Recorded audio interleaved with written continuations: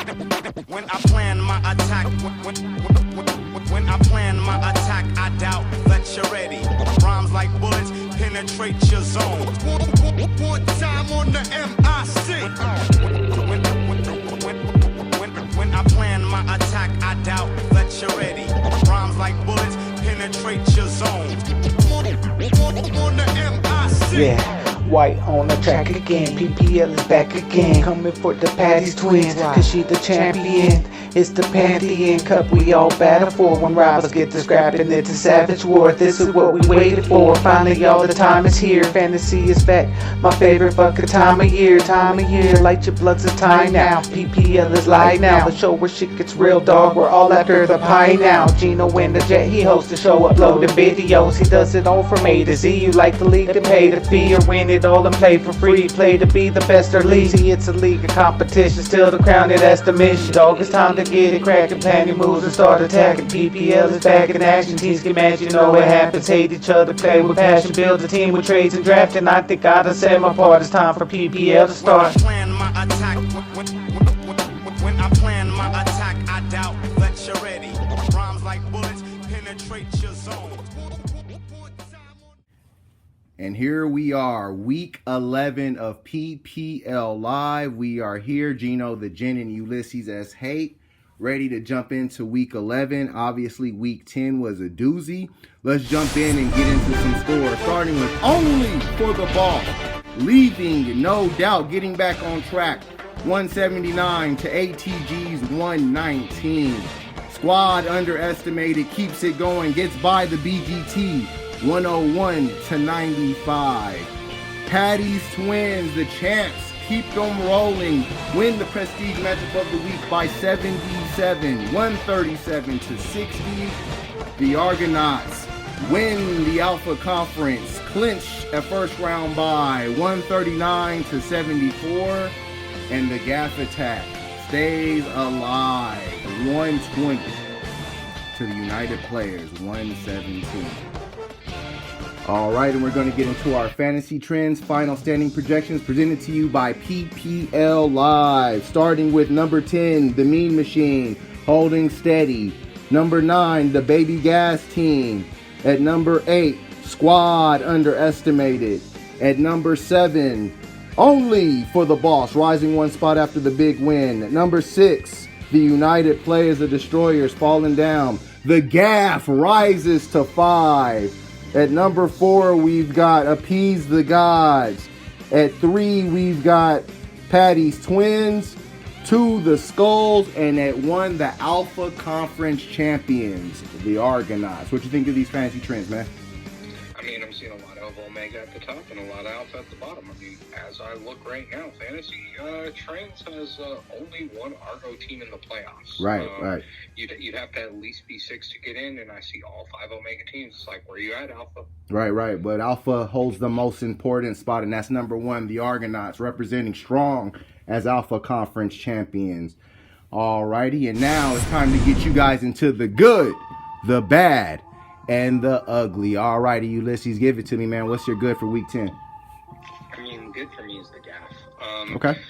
The GAFF, they're doing what they do best. I mean, they're positioning themselves for a playoff push. Right. I mean, I love how they've stayed tough after a terrible start. I mean, I think these guys were, 0-3, 0-4, and I was like, dead to rights, rebuild. And you know what? I love that the GAFF set up a great matchup next week. You know, with this win and a solid prestige matchup, I foresee against the Twins. Yeah. You know, I think that the GAFF really got it done against a really competent, highest scoring team in the UP. I'm really happy that they set this matchup up. So I think it was a great week for the GAFF. I've got an honorable mention this week, though, and it's got to go to the boss. I mean, the Chiefs finally showed up. Right. So did the boss, and no doubt performance. You know, why this is close for me? You know, if this Chiefs team stays like this, the boss should knock someone out of the current playoff picture. Right. As we go back into conference play. So you know what? Like, boss just needs to not look at anybody else and just game ahead. So I think that it was a good week for them as well. Okay. Going to bad, I mean, UP. I mean, damn. major stumble against the GAFF. Right. I mean, you know, the Bucks win. We're in a much better, different situation Right now. You know, they're going against ATG next week, a team that's going to be looking for vengeance. Not ideal. Got healthy. You know, Tom's weapons have been hampered by injury, and that hurts the UP. I mean, he went all in on this Bucks team, and I mean, hell, for most of the season, it's been paying dividends. Right. But you know, King Henry's injury, big time. Yeah, I mean, his D and coach combined for almost 40 points, and he still lost. Yeah. You know, like, that's just a bad week. You know, the UP needs next week to stay in the playoff race. And, yeah. You know, so I think that it was just a bad week. He got caught. Okay. Ugly. I mean, damn, we've been saying this one a lot. Skulls. I mean, I don't like how the Skulls made me look after I called them to leave no doubt last week. You know? Okay. Yeah, we got their utmost lease, and with ATG losing, you know, they could have moved into a tie for the Omega lead. Right. Now they're in the basement. You know, this playoff race is looking like it may come down to tiebreakers, and right. conference losses are starting to mount. Okay. This week was ugly. A meeting with the Resurgent squad, who are looking to redeem their season of no excuses. It spelled real trouble for the Skulls. Okay, I can't disagree with that, man. The Skulls are they're in a lot of trouble. All right, man. So my good, you know, I don't normally do this, but I got to do it. My good is the new and old and defending Alpha Conference champions, the Argonauts. 9th Alpha Conference title in 13 years. Another great season by the Argonauts. Win or lose this season, they have had another great season. And I think what they did before the matchup started is what might be key to them winning their 5th Pantheon Cup. That trade for TYREEK Hill was a master stroke trade. Obviously, Blockbuster. Yeah. Obviously, they give up Justin Jefferson and Elijah Mitchell, who are, I think, guys who are potential keepers for the Boss and probably fit the Boss's roster much better than the Argonauts. But TYREEK Hill's a guy that can really take the top off and really blow up the scores. The Argonauts are once again the de facto team to beat in the PPL. So they're my good. My bad, man. You know what? I'm just going to go with the Skulls as my bad because things aren't ugly yet because they're not out of the playoff hunt. The reason that the things are bad for the Skulls is because I think they can get better. But they've got to figure out a way to string it together here. I mean, the coach loss, just little things are holding them back from really ascending. When I look at the Skulls, they're a team like they're the sleeping giant right now. If they wake up and figure things out, and when I'm talking about that, I mean the ancillaries, defense, coach, trying to squeeze as many points out of those positions as possible. That's what you see the top teams do every week. They're scrambling for those positions every week. I thought the Skulls got a little complacent at the coach position, and it cost them. That's why it's bad. My ugly is actually going to be the United play as the Destroyers, and here's why things are getting ugly for them. Tom slowing down a little bit. Remember, when Peyton slowed down, it came out of nowhere a little bit. We didn't see it coming. And I'm just going to say it's been back-to-back suspect weeks from Tom. I'm just going to leave it there. I think that he can bounce back, so I'm just going to leave it there. But the other thing that I'm going to say is that the King Henry injury is paramount. Let's just be real. King Henry covered up a lot of warts for the United play as the Destroyers over the last couple of seasons. He's also got them to a Pantheon Cup in the past. He's not there. And that's ugly, and it's going to be an ugly, detrimental effect for the United play as the Destroyers going down the line of the season. And I think that that's something that is going to be something we're going to probably be monitoring the rest of the year. That being said, man, let's get into Week 11 and to the big-time matchups we have here. We're going to probably start with our most obvious matchup of the week as we start in the Alpha Conference. As the Alpha Conference champions, the Argonauts take on the Baby Gas team. All right, man, obviously, I sung the praises of the Argonauts in my good. They are the Alpha Conference champions. They march into this matchup with a 151-point projected total. They look well-oiled and ready for a playoff run. Obviously, no matchup for them really will matter until Week 16, which is crazy. On the BGT side, I think their season ended last week when they couldn't keep up with Squad Underestimated, just barely losing that matchup. What do you think of this one, BGT Argo? Yeah, I mean, Argo continued to set the pace in the PPL and look to continue a gap out campaign in Alpha. I mean, you say that a matchup doesn't win. That doesn't mean that they're not going to try to win each and every one of these matchups. Right. They're not going to let the gas off. And so BGT, on the other hand, mixed results playing spoiler, just missing out on squad last week. I think they lost by like 6-7 points. Yeah. It was close. Yeah. Russell hurt him. Yeah, I mean, the Argo just had too much firepower this week for BGT. I mean, you just said it. I mean, you just added a TYREEK kill. I mean, and really lost nothing. I mean, let's talk about this trade real quick. I mean, that's what the Argo have is that they're making such good moves, not just in the draft, but they got Mitchell in the trade earlier in the season, and at this point in the season, they're already doing keeper math here, and they know they're stacked. They can't keep a lot of these guys, and they're saying, hey, can we position 2, potentially 3 guys into a keeper that's going to get us going strong down the stretch and get us into next year? TYREEK Hill's going to be kept. Right. He was not going to keep Jefferson. Jefferson was having a major letdown year. Mitchell is going to be the guy until the guy in front of him is healthy again. So, he didn't give up anything here. He got TYREEK Hill. So let's just say that. The Russ and the entire Seattle team is looking highly suspect. I mean, I don't know what the BGT's getting here. I don't know if it's Russ, the dynamic. It ain't cracking. I mean, getting shut out in the NFL, in an NFL that's designed for offense to score. It's embarrassing. It's embarrassing. Yeah. I mean, I wouldn't play their D this week. The Vikings playing Green Bay, hell no. Or their head coach, the Colts against the Bills. Right. I mean, they're seeming checked out at this point.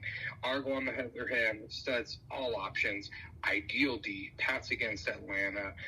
Head coach Buck seeking revenge on New York. And then I think, Chubb in the flex positions looking like he's out right now. I expect Elliott to get in the lineup. Okay. One of these other guys. I mean, he's got so many options. I've got Argo handedly 153 to the BGT 108. Okay, wow, man. So you got this pretty close to the projection. I'm going to agree with you. I think the Argonauts get this one. Like you said, that TYREEK Hill trade was a great trade for them. I don't think Justin Jefferson was having a down year, but let's just keep it real. He's not TYREEK Hill, and that's all that trade was really about from the Argonaut perspective. But I think it helps only for the boss, but that's a separate conversation. That Bucks coach let the Argo down last week, and it reverberated throughout the PPL. The funny thing is that it had the least amount of impact on their matchup last week. I think that continues this week. I think that they have Bucks coach as a luxury on Monday night in case they need it. On the BGT side, it's just been a season of, near misses for them. I mean, they've got so many close wins and losses this year. It almost makes you wonder that if the BGT really went all in, really paid attention, what the hell could this team be? I'm looking at the Russell Wilson situation. If they go with Ryan Tannehill, they beat Squad underestimated, because Squad was going to go Rams coach, and Rams coach got that ass. I thought that last week. I thought that Tannehill was the play. Right. I thought Tannehill. But Russell Wilson coming back into the lineup, I see why BGT got excited. Russ is back. I get it. But I think that Russ may see better days, and I think that he may be checking out in Seattle there. And that's going to be part of what's happening here in the PPL, almost as something that's signified of that same thing. I got the BGT losing this matchup to the Argonauts, and the Argonauts in a great win, extending their lead. And the number 1 seed is still up for grabs, technically. So the Argonauts still see that as a finishing line. I got them winning this matchup and trying to establish that 139 to the BGT's 110. And moving on to our next matchup, we go into a crucial matchup. A matchup of interconference warfare, but a matchup of significant wild card proportion. I've got the Skulls going up against Squad underestimated. All right, Alpha Squad underestimated against Omega Skulls, man. I just laid out the significance of this matchup. Squad is surging at 3 wins in a row. Obviously, the Skulls are starting to limp a little bit. They've got 2 losses in a row. What do you think for this one? The Skulls are darlings here on PPL Live. We're both a little hurt by their struggles. Squad, Skulls. Starting to struggle. Both these teams are 5-5. This is my prestige matchup runner-up. Okay. Runner-up. Yeah, I say runner-up because neither team has done anything I would qualify as prestigious. Ooh. both have really underwhelmed this season. Okay. I mean, you know, based on the offseason moves, draft night, I was expecting more from both teams. Yeah. You know, now we're in November and both teams are on the ropes. Okay. Let's call it like it is. I mean, neither is in solid shape. And, you know, this matchup, though, the win here, it matters so much more for the Skulls because Omega is the better conference. It's stacked. You know, this should be an entertaining matchup. But really, it comes down to this. You know, does Kyler play or not? And when I say that, you know, if he's in, I have the squad in this matchup. Okay.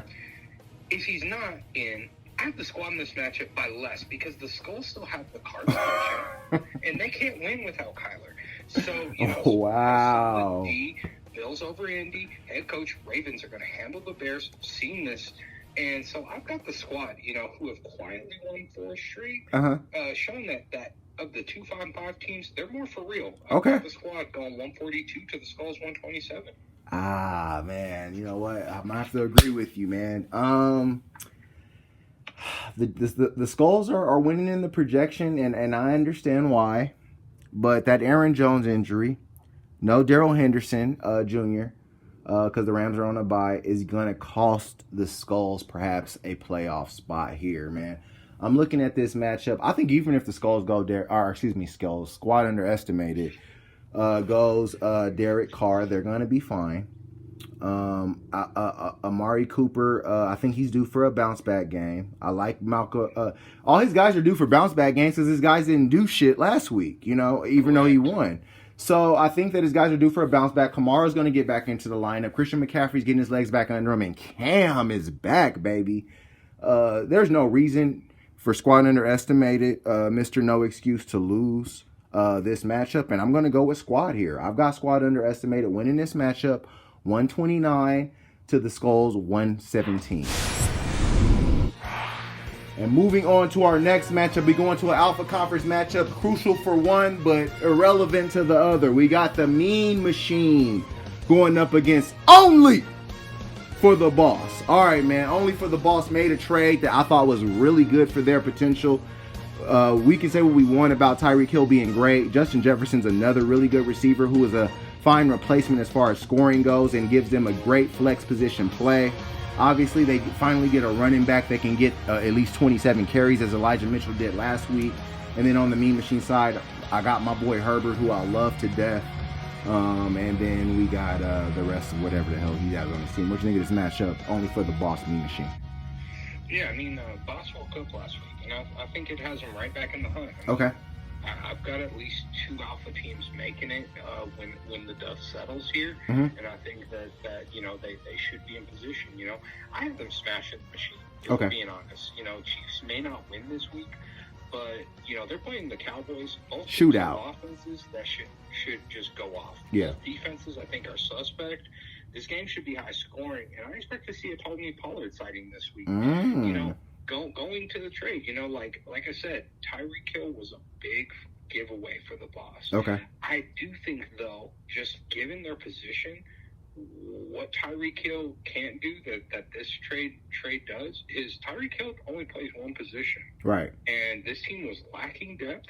They had to make a move, and now they've got 2 starters here. Right. Frankly, I'd be surprised if one, depending on what happens, the running back situation in San Francisco alive. Mitchell, that position could be his for the taking. Right. You know, so, I mean, he might have got 2 keepers out of this. Again, it's not sexy by any means, but I think that it absolutely may be what is needed for his position. You know, I think that the Boss gets a clutch conference win this week. Okay. And what I believe will be a back-to-back, leave no doubt, performance led by the Chiefs. And again, he's got Green Bay head coach. I mean, we saw what Aaron did against the hapless Seattle team. I think that, you know, what Aaron's really good at is playing NFC North opponents. And I think that they take care of Minnesota. Okay. I've got the Boss leaving no doubt this week. 157 to the Machine's 113. Damn, 157. Ulysses, I probably think that's your highest projection yet, brother. All right, man. On my side, I got Only for the Boss also. I can't pick them to score 157. That's predicting way too much. I can't go there. But what I will say is that they're much better than the Mean Machine top to bottom, despite this projection being so close. The quarterbacks are close. Aside from that, I don't see any other position where these two teams are really close. The Boss will probably get a better defense in than Kansas City, and I'm sure they're going to pick up a kicker. Those are the two things that they need to do, because Deebo Samuel looked like a damn man on Monday Night Football. I didn't know Deebo Samuel played running back until Kyle Shanahan decided, hey, let's put him at running back, and guess what? He's breaking on these cats. He's scoring running back position touchdowns. He's scoring as a wide receiver, catching post routes, looking like my man Jerry Rice. It was beautiful Monday night, but hey, maybe I'm a little biased. That being said, I love only for the Boss's other matchups. I like Travis Kelce and Patrick Mahomes' connection. They got that back together, and they didn't even throw a TD to each other. Expect Kelce to get into the house this upcoming week. I also love the Stephon Diggs play. He had a quiet 27. I expect it to be a little louder this week. I got only for the Boss getting on the Mean Machine, 131 to the Mean Machine's 115. And moving on to our next match for a huge clutch matchup for ATG and the United players as they clash in a matchup that could decide playoff standings. We got Appease the Gods, who needs this win for the Omega Conference title standing, going up against the United players, scratching for their lives in the wild card. All right, man, I just laid it out. This is we had three matchups that could have potentially been the prestige matchup of the week. Earlier in the season, this was the prestige matchup of the week. What do you think of this one? Appease the Gods, finally getting healthy all around. Got their running backs, got their horses. Looks like Saquon Barkley may be returning to the lineup also. And then you got the United players, Tom struggling. No Cooper Kupp, no Tyler Higbee, perhaps no Gronk. What do you think of this one? Yeah, I mean, ATG expected more, but, anybody would have got it from the Boss last week. So, I mean, right. When you go against people leaving no doubt, and, it's solace in that. Out on, hell, again, anybody would have got it. He got the nearest team by 40 points. Right. ATG has reason to be optimistic, and you said it. Montgomery and Saquon are going to return. I can't believe that this team has held it together with the ragtag bunch of running backs that they've had to play the last 3 to 4 weeks.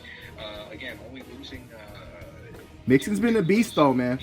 Mixon's been a beast. Add that he's getting back. He was on the bye last week, so getting him back in the lineup, I think huge. Strong position. UP, let's just say it, they are not the same without Derrick Henry. No. And I can't blame them. That was a running back really vying for an MVP season. Right. With guys doing MVP. This guy ran for 2,000 yards last season, Ulysses. Exactly. And, hell, he was on pace to do it this season. Let's be honest. Right. He was out there grown manning. It's a testament to Tennessee. They're looking good even without Henry, but, the UP needed him. Swift and McNichols, they're not making up the difference. Right. I'm sorry. It's just not happening. Detroit just is playing from behind too much. And McNichols, again, he's competent, but he's not going to... It's like three other backs in that backfield, man. Let's be real. Yeah, exactly. It's the way. I like ATG's defense and head coach plays this week. He got the Browns against Detroit, who can't get right. Right. And he's got the Titans that are playing a terrible Houston Texans team. I look at the other side. Packers D, no problem with it, but Minnesota can score. They can score, and Dalvin's going to run. Dalvin's killed them. Dallas and Chiefs, again, I expect that to be a high-scoring game. I wouldn't put money on the Chiefs winning, though. Okay. Especially, anybody that looked at what Dak and company did last week against Atlanta, mm-hmm. They couldn't be stopped. So, as I look at this, I think that ATG should have a comfortable week. Right. I got him going 136 to the UP's 122. All right, I'm with you, man. I'm not going to even take much time on this matchup, man. I got Appease the Gods winning this one. Things got ugly for United players, the Destroyers. That's why they were my ugly. And let's just be real, man. I think it's almost time to pack it in for this team. No Cooper Kupp this week. No Derrick Henry the rest of the season. This is the team that will fall out of the PPL playoffs that currently is in it. Okay, There's a spot up for grabs, and it's because the United players are going to fail. Rob Gronkowski's injury has lingered. Let's be real. Chris Godwin didn't look like himself. So let's cut through the bullshit. Tom is looking a little older now. Chris Godwin didn't look like himself. The Bucks may be in for a little bit of a slide. Tom has struggled notoriously in his career against that New York Giant franchise for whatever reason. That's who comes to town on Monday night. I just don't like much about what the United players have to offer. They could have made a trade. They did not. And if they had made that trade, guess what? I think they'd be in much better position. That's just inside sources talking right there. Jeremy McNichols is not going to get the job done. There is no Cooper Kupp. Mike Williams is being phased out in LAC because the Chargers are struggling their damn self. I'm looking at their bench. There's no options there. Juju Smith-Schuster is not coming back this season. Maybe Corey Davis can make an appearance. And I don't even mind seeing Devin Singletary on ATG side. Let's get to the crux of this. This is a team that is still in position to win an Omega Conference title. We got Lamar Jackson we talking about on this side. He can match Tom, okay? And he's projected for more than Tom. I'm looking at David Montgomery. People don't see tight players, but I do. David Montgomery's tight as fuck, okay? Let's just leave it there.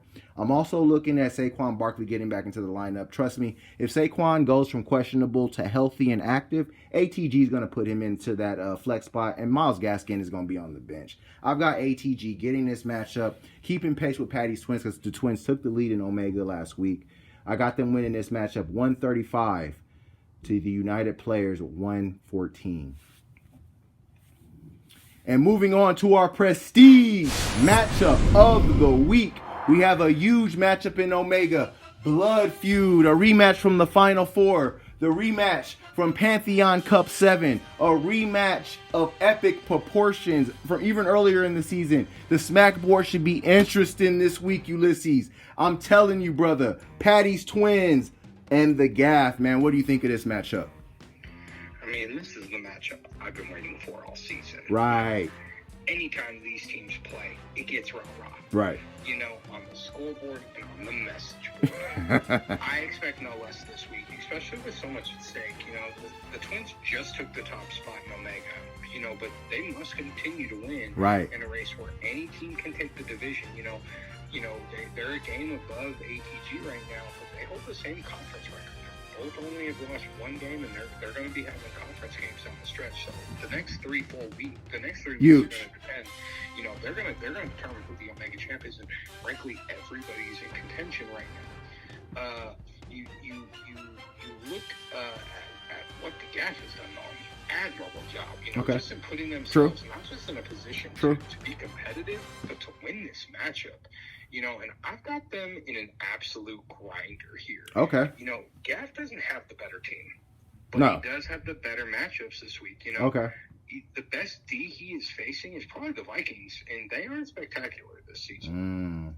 For the Twins, Aaron will get his, but let's see if Dylan doesn't factor. You know, the GAFF got him, and we saw what he did last week. He's definitely in the lineup this week.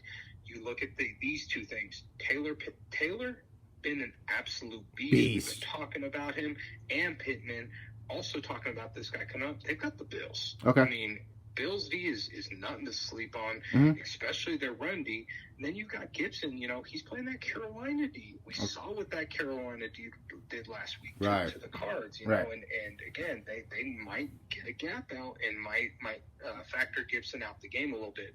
Both sides have the D and head coach matchups. I just think that this one delivers. And like I said, I got this one in an absolute squeaker. I've got the GAFF going 129 to the Twins 127. All right, man. I'm going the other way completely here.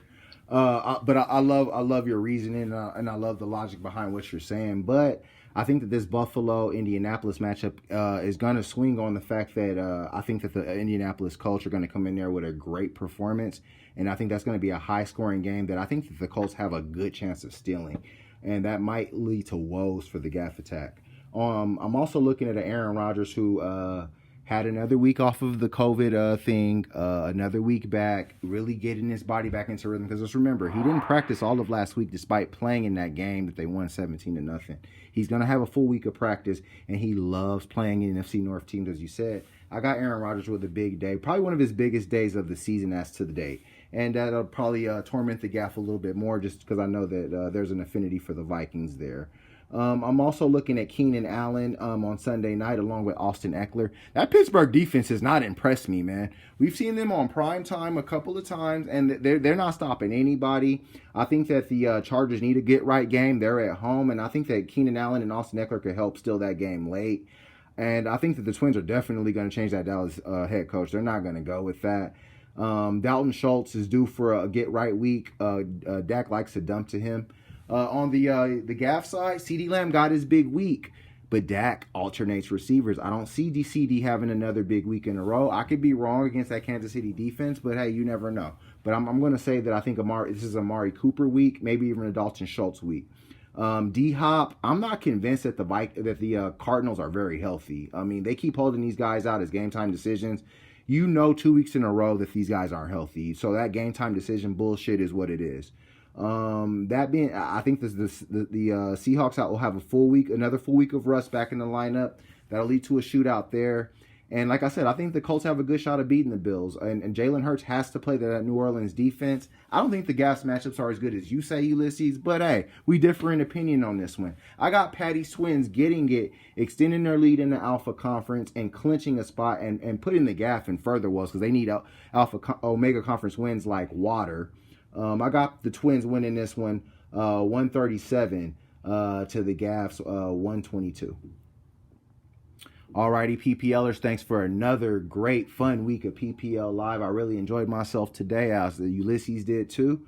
We're going to start tomorrow with the New England Patriots going up against the Atlanta Falcons. The Argonauts defense going to go out there and try to get a lead on the Baby Gas team, who has Mike Davis in their lineup. Then we go to Sunday Night Football in a huge one with Patty's Twins and Austin Eckler and Keenan Allen going against those Steelers. And then on Monday night, we will close out with Tom Brady and the United Players, the Destroyers, trying to see if they can keep pace with Appease the Gods, who are looking at closing on the playoff spot. You guys have a great weekend.